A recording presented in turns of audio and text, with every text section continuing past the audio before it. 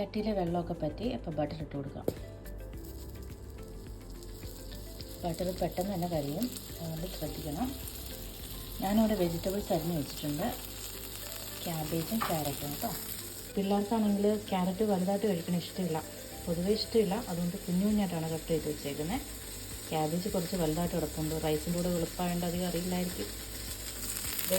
Butter ചൂടാൻ തുടങ്ങി. നമുക്ക് ഇതൊക്കെ ഇട്ട് കൊടുക്കാം. ആദ്യം ക്യാരറ്റ് ഇട്ട് കൊടുക്കാം, അത് നല്ല വേവ് കൂടുതൽ.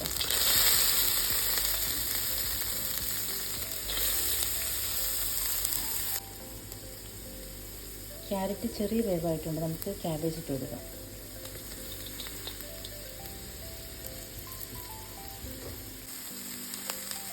ഉപ്പിട്ട് കൊടുക്കാം.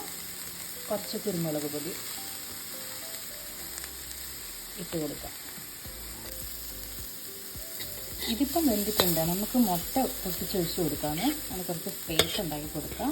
നടുക്കാട്ട് ബട്ടർ ഇടാം.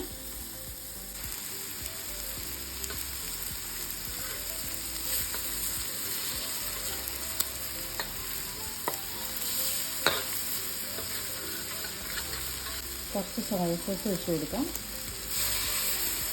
അരിക്കൂടെ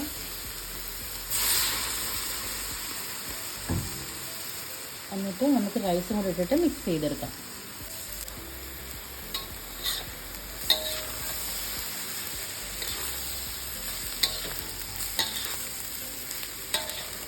അപ്പോൾ ഈ മുട്ട ഈ റൈസിനകത്ത് കൂടെ ഒന്ന് കോട്ട് ചെയ്തെടുക്കുക.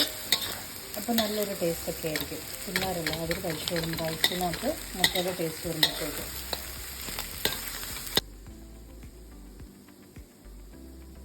അപ്പോൾ ഫ്രൈഡ് റൈസ് റെഡിയായി കേട്ടോ. അതിനകത്ത് ചെറുതായിട്ട് ഷുഗർ ഇട്ട് കൊടുക്കാം, ഇച്ചിരി ഷുഗർ. ചൂടോടെ ഫ്രൈഡ് റൈസ് നമുക്ക് ലഞ്ച് ബോക്സിലോട്ട് മാറ്റാം കേട്ടോ.